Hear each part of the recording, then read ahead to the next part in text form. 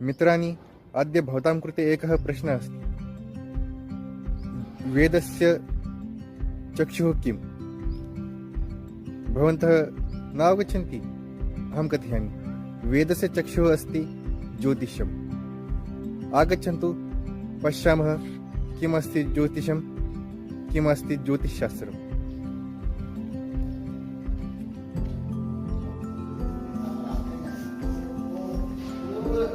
अथवा पश्चिम जो भी भाग पास में होगा, पूर्व स्थान से जहाँ दृष्ट स्थान पर्यंत जो भाग है, यह हमारा भाग दिगंश होगा। और यहाँ से उत्तर या दक्षिण जो प्रदेश पास पड़ रहा है, तो दिगंश कोटिंश होगा। राशि चक्र, इसमें आप देख रहे हैं सूर्य मध्य में है और फिर पृथ्वी की स्थितियों के आधार पर इसकी गणना करते हैं। सूर्य से पूर्व क्षितिज से मेष, वृष, मिथुन, कर्क, सिंह, कन्या, तुला, वृश्चिक, धनु, मकर, कुंभ, ये स्थितियां हैं। यहाँ जो चित्र बनाए गए हैं मेष, वृष, मिथुन, ये चित्र उसके शब्द, स्पर्श, रूप, रसगंध के अलावा गति, स्थिति, इसके अलावा फलादेश को लेकर के भी किए जाते हैं। यह ऋतुओं की भी परिकल्पना है।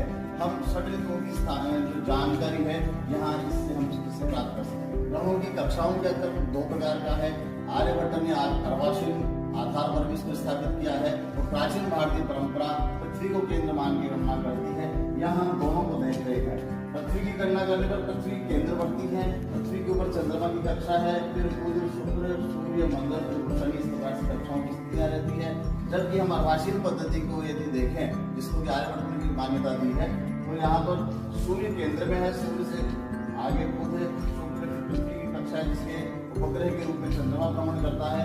मंगल, गुरु, शनि, यूरेनस इत्यादि ये ग्रहों की कक्षाओं क्रम है। यह गोल यंत्र है जिसको हमने जंतर मंत्र में देखा। जंतर मंत्र में इसके दो भाग करके पाठ करके व्यास यंत्र के रूप में भी देखा, कपाली यंत्र के रूप में भी देखा। यह ध्रुव स्थान है क्षितिज वृत्त। क्षितिज वृत्त से 27 डिग्री ऊपर ध्रुव स्थान है। यह खमध्य है। खमध्य से 3 राशियां उत्तर है, 3 राशियां दक्षिण है।